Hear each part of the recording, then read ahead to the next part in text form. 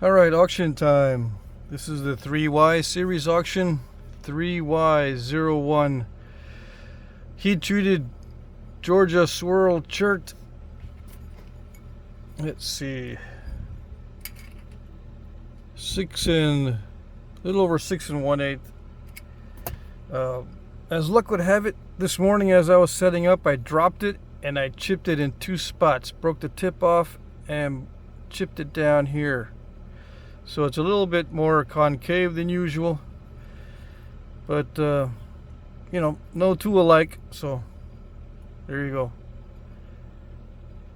Heat treated 375 for 4 hours. 375 degrees Fahrenheit for 4 hours. The blade length is 4 3/4.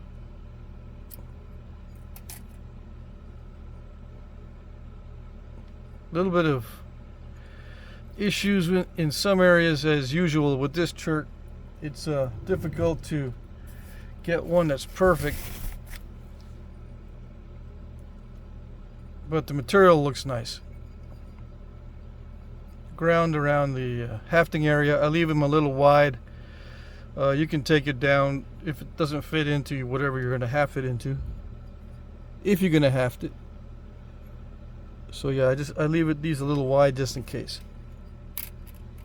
This is 1 3/8. All right.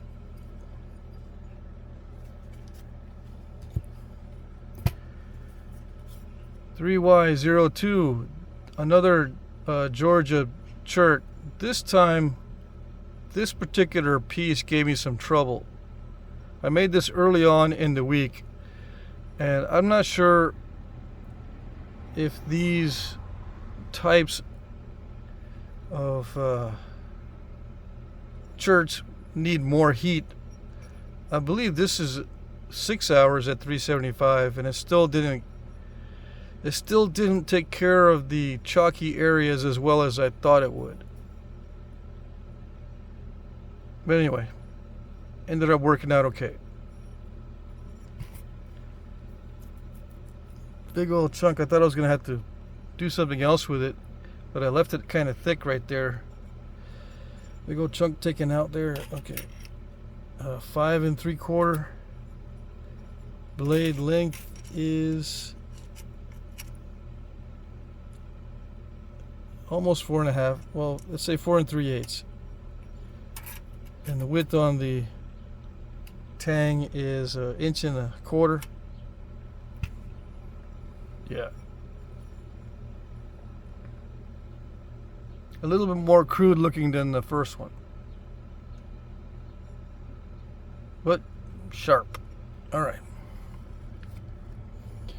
So yeah, that's it for items like that. The rest of this stuff is all boxes. I was doing things on the side this week. 3Y03. This is a box of bifaces, various types. Georgia swirl. This is raw Texas. Let's get the measurements out. 4 3/4 by 2 3/4. Thin down. I didn't want to go any thinner than this. It was starting to get risky.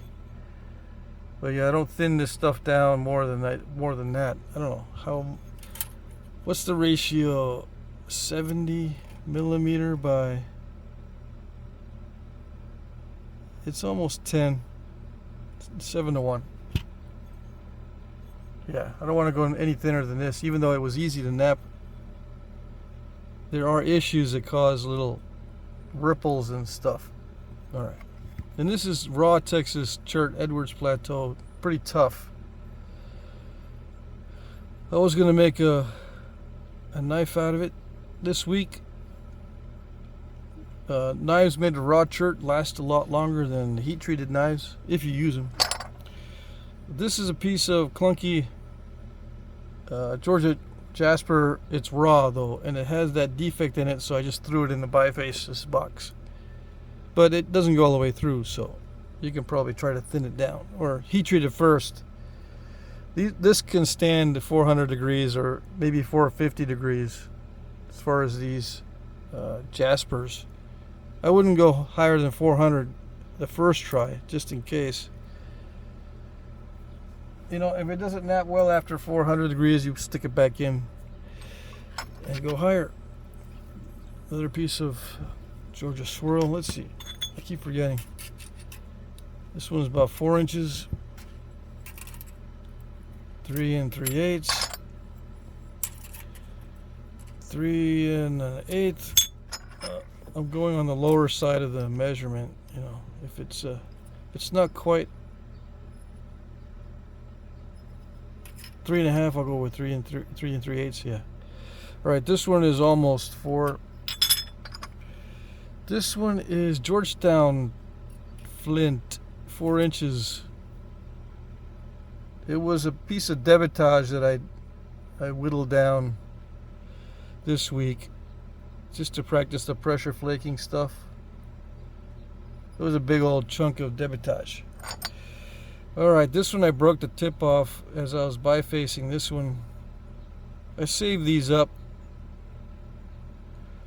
Let's see, this one was, oh, I already measured 4 inches. This one is a little over 4 inches. Yeah, high quality obsidian, but I was a little bit too aggressive with it there. Alright. Another high quality obsidian. It's kind of a grayish, translucent, very high quality. 4 1/4. Yeah, this stuff is not like, it's not like mahogany obsidian. It's almost exactly like glass. This stuff. This is a mahogany style obsidian, but it's from a triple flow, which is a higher quality. 4 1/2. Yeah, a little bit higher quality than the just straight mahogany. I think you might be able to see, yeah, right here you can see through the edge. So it's a triple flow. Triple flow is some of my favorite stuff. Alright. Another Georgia jasper.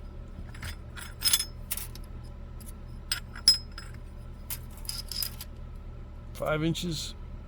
Yeah, it's raw, so I would heat treat it if you don't like working the raw stuff.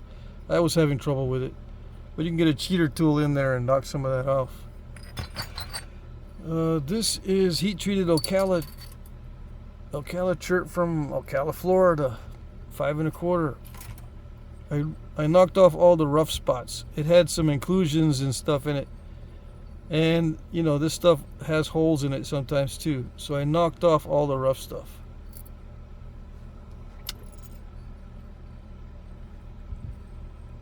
Heat treat, so it's easy to nap. So good, but you have to be careful with this and try not to thin it down too much because it is snap in half type chert.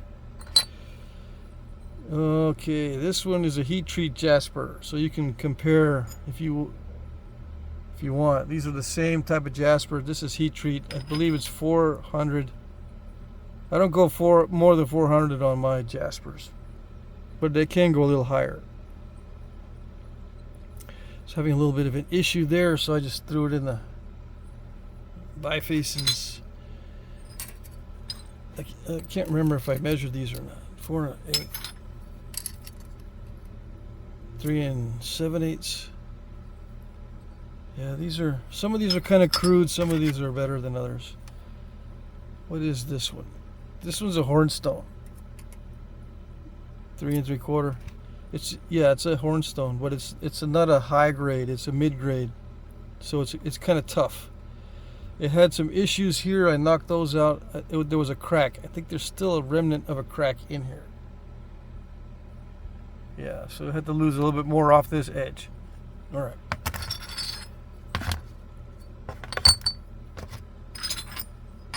All in the same box. I'm pretty sure they all fit. I don't know how many there are.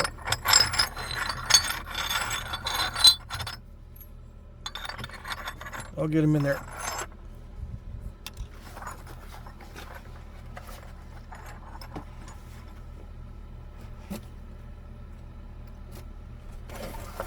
Okay, now some big boxes. Okay. These boxes that I have, 10 by 8 by 5, they carry between 17 and 18 pounds each of these rocks. This is a box, let's see, 3Y04. This is a box of chunky heat-treated Georgia jasper and a little bit of jasper, maybe, yeah, like this piece right here. But most of it, 99% of it, is the Georgia swirl. I meant to say Georgia swirl at first. So these are chunky pieces. Okay, I don't want to take them all out. They range in size, but they're mostly chunk. I call these chunkers because they're not in a flat state for easy chipping. They've got chunky areas on them, so you have to do a little bit more work. Some of them have cortex, so they're chunkers, and they got twists in them. They got bulbs of percussion. This is the stuff I usually make my arrowheads out of. This one here is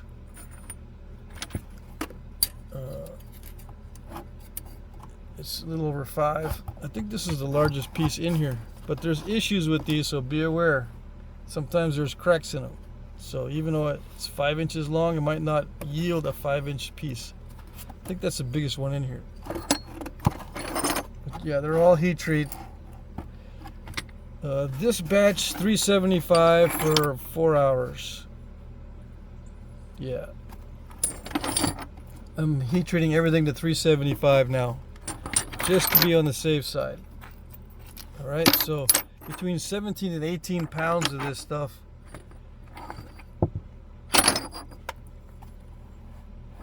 Chunky pieces. Okay.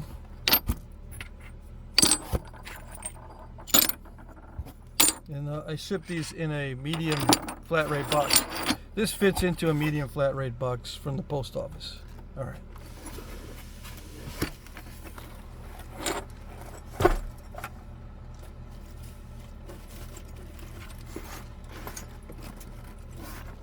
All right, I got two boxes this time of the same stuff. Hold on. This is 3Y05, 3Y06. Okay, both same stuff. This is what I call debitage,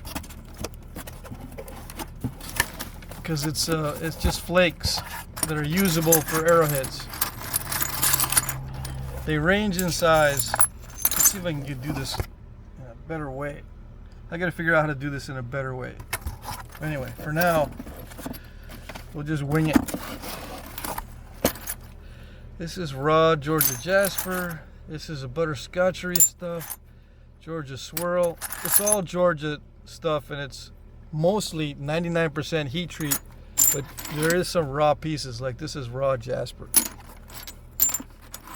But very rarely, 99% is heat treat. And they range in size and thickness. Some of them are super thin.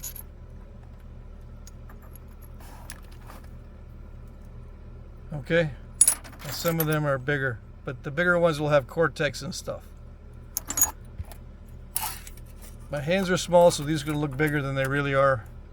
It's 3 inches.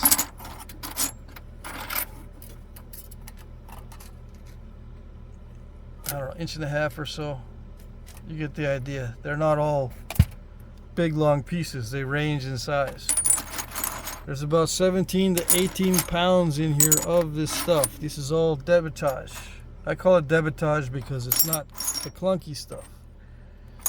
And but there's medium to small size flakes. 3 inches. There are a few clunky pieces in here that you can play around with to get used to how it naps.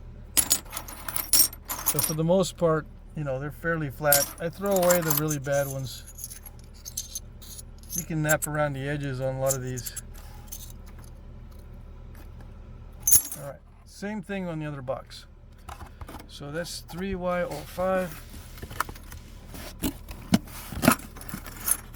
Hold on. It's right up next to the camera. Okay.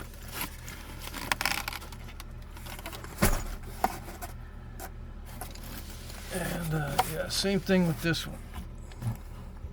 3Y06. Now they range in size. Okay.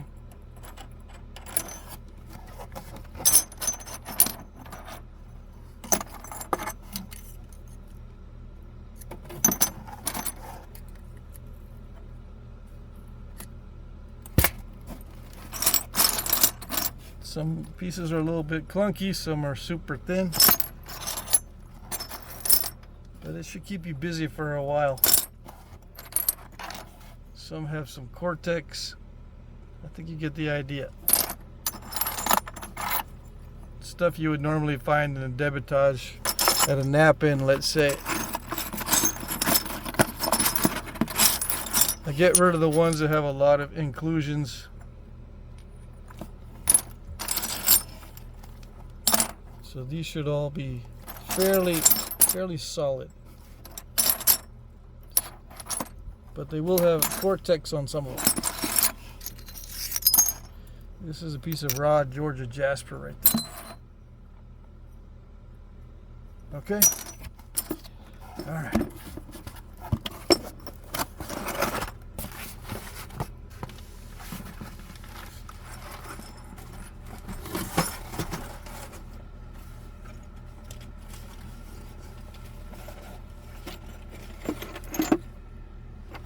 Okay, hold on. This last one's coming up. Not too many items in this particular auction. Alright, this one's obsidian this time. 3Y07 is a box. It's a 10 by 8 by 5, 17 to 18 pounds. And these are all chunky obsidian pieces. This is high quality stuff here. It's a lot like glass. I know that sounds funny, but some obsidian does not nap like glass. It naps more like rock candy. This is a piece of dacite, actually, that's mixed in with this obsidian. But I threw it in anyway. It's kind of chunky. But mostly, this stuff was in my yard. I'm never going to get around to nap it all, so I'm going to offer it to you guys. Big flakes. High quality stuff. Now there's some banded stuff at the bottom. Let's see if I can get that out. Once we get through this. So, 2 to 3 inches long, kind of chunky. Mostly this kind of clear, very flexible, and sometimes banded obsidian that resembles triple flow, but it doesn't have any mahogany in it usually.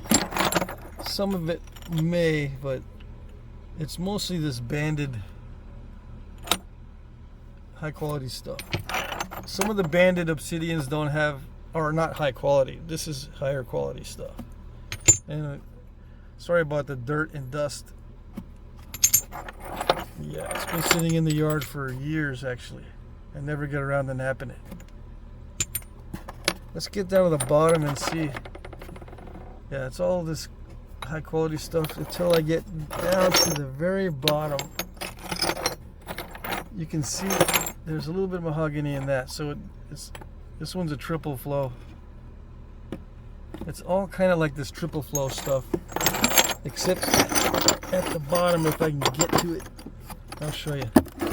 This has got some bands in it. Let's see. Yeah, this stuff here, it's like black butter, but it's got, not this one. This one's a translucent. Yeah, that's a translucent piece. Yeah, this stuff, it's like a black butter, but it has a little bit of patterning in it. You can't see it very well.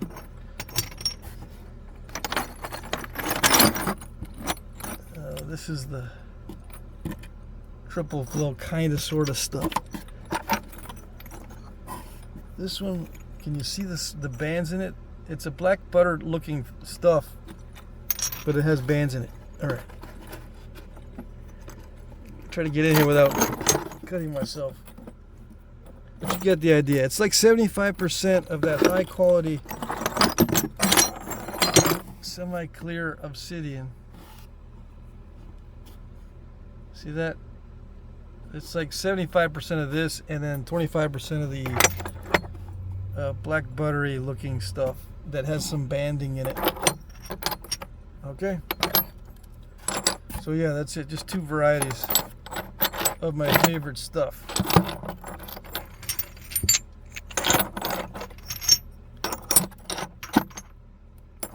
I got more of this, don't worry. I have stuff I can nap, but there's just way too much of it in my yard. All right.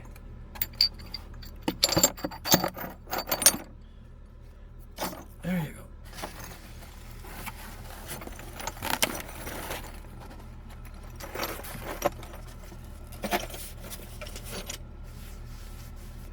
go. Okay, let's see. I gotta get the rules out. I forgot to get the rules out.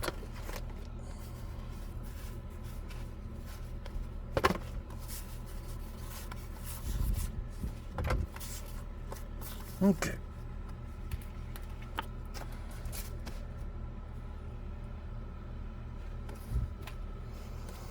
Okay, rules. Bid in the comments section under one of my pre-populated comments. This means that you'll be replying to one or more of my comments.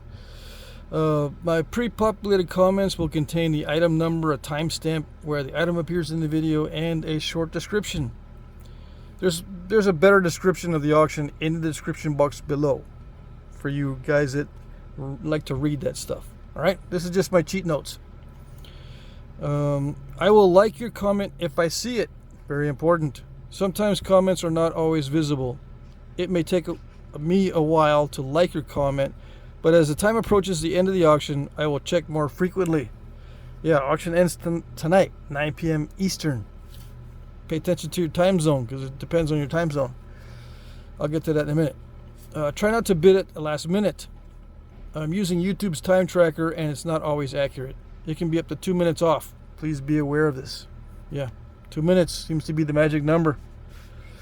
So if you're bidding at the last minute, some of you guys do, just be aware. Sometimes YouTube will say that you're late and I will not count your bid. Shipping is free in the US. International shipping is discounted but not free. I will add the following amounts. Okay, I always ship from the post office. First class package, Canada plus $10, other plus $20, and you get the idea. International rates often change. I might need to charge more than this. Yeah, sometimes it's quite expensive to certain areas. If you live way out in the boondocks, I guess. I will provide tracking numbers. I accept PayPal, Venmo, Cash App, check or money orders. I can also email you an electronic invoice that you can pay with a card. Winners will be announced starting at 9:01 p.m. Eastern, which is 8 Central, 7 Mountain, or 6 Pacific. Make sure you pay attention to your time zone. I will reply to your winning bid with sold, thank you, the item number, the price. Please email me your name, address, etc. at jackcrafty2@gmail.com. If I've already done business with you, I've already got the information, but if you're new, make sure you promptly send me this information so that I can get you in the system, which is my notebook. Okay? There is a more complete description of the rules in the description box. If you have questions, please email me at jackcrafty2@gmail.com. If you are still having trouble and you don't know how to bid and all that, I have a demo on auction 3J using my tablet. So I push the buttons and touch the screen on my tablet and show you how to bid. Okay? Please look at my previous auctions to see how they work. If you're not able to reply or comment, you will not be able to bid. If you don't know how to reply or comment, please practice on another one of my videos.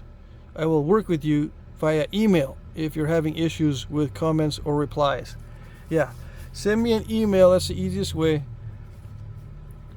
You can send me a text. That's also the second easiest way. Of course, you're not going to have my number if you're brand new, but you know, the two easiest ways for me to respond are from email and texts. Phone calls don't work out for me. My phone is always either stashed, being used for a video, or the sound is turned off.